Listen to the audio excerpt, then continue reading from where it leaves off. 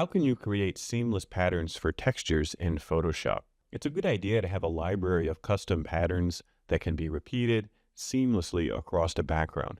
You can use these to add noise to images.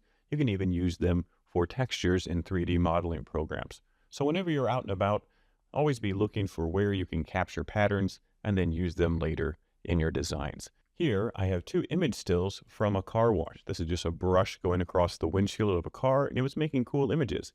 It would take me a long time to make this in Photoshop, so just take pictures and record video when you're out and capturing the world. In order to make a seamless pattern, I should probably have a square. So I'm going to go ahead and change one of these canvases. Let's see, I'll probably do this one. I think this one is a bit more interesting. I could either copy this into a new canvas or just change this canvas to square by going Image, Canvas Size, and then I can just change this to 2160. It will give you a warning that you're going to trim some of the pixels. Press Ctrl or Command 0 to center the image.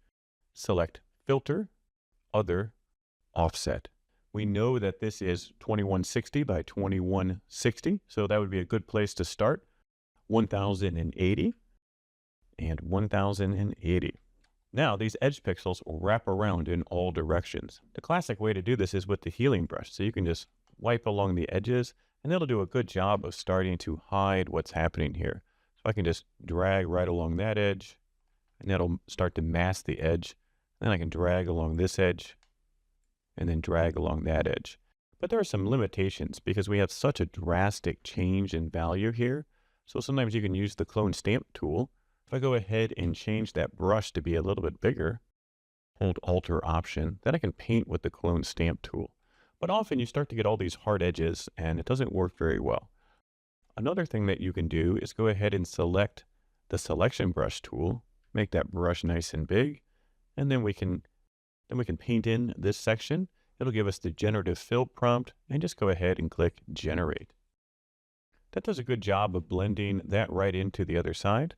And you can pick through the different options. Then we can select a different place that needs to be fixed. So I'm going to go ahead and select this section here. Click Generate.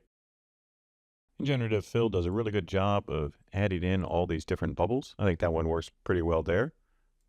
I'm going to come right over here and get rid of this stuff. Select through, figure out which option you like the most.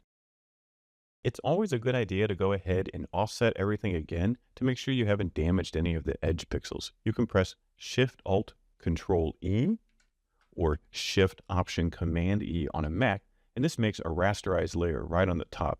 So you can easily work with this layer. Then we can say Filter, Other, Offset.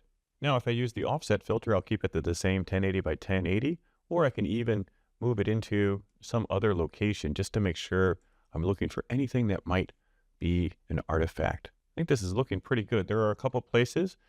Then just move it to where you can see something like, for example, this right here. I think that is kind of bad. So I want to change the vertical so I can see that in the middle. See this area right here. I want to fix this harsh edge. So I'll say, okay, go ahead and just paint in. We'll click Generative Fill. And now we have a seamless texture here.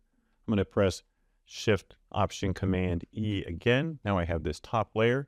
And we can do some adjustments to make it not so harsh. Select an adjustment layer, go ahead and grab curves, and I can just go ahead and lower the dynamic range by moving these adjustment knobs in. I can add another adjustment layer, let's say black and white.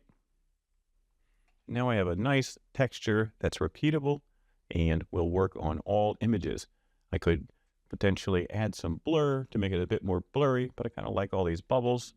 I can either save this as a pattern, so I can go Edit, Define Pattern, and call Wash. Then it'll be up in my pattern section here.